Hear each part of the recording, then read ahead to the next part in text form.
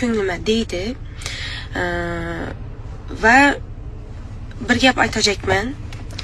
To'g'ri bizada to'y bo'lmagan, hech narsa bo'lmagan sababli uni oilasi meni istamagan va xolanki mendan ham yoshi katta va san'at ahlida bo'lgan bir hurmatli, e'zozli insonni oilasini gelin bo'layotir.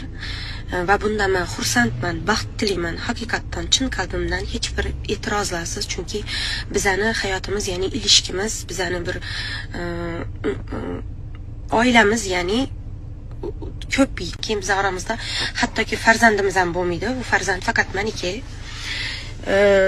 Shuni aytajakman, bugun meni so'llab va shu vaziyatdan unumli foydalanib PR uchun o'zini har cho'qa urib meni g'ururim bilan, meni or nomusim bilan o'ynashib turgan hurmatli hurmatsiz blogerlara bir kichkina gapim. Balki farzandlisiz, balki farzandlaringiz yo'q. Bugun men indamin turgan bo'lsam, jim turgan bo'lsam, o'g'limni g'ururi uchun. Chunki meni o'g'lim hali katta bo'ladi. Shu vaqtida so'raydi, "Opa, ona, menda shunday holatlar nechun bo'lgan?" degan vaqtida men unga chiroyli javob berishim uchun jimman. O'g'lim shunday vaqt bo'ldi, shunday bo'ldi. Shunday vaziyatlarni yashadim deb aytib bilishlik uchun men hozir o'zimni yaxshi qo'la olib olganman, alhamdulillah.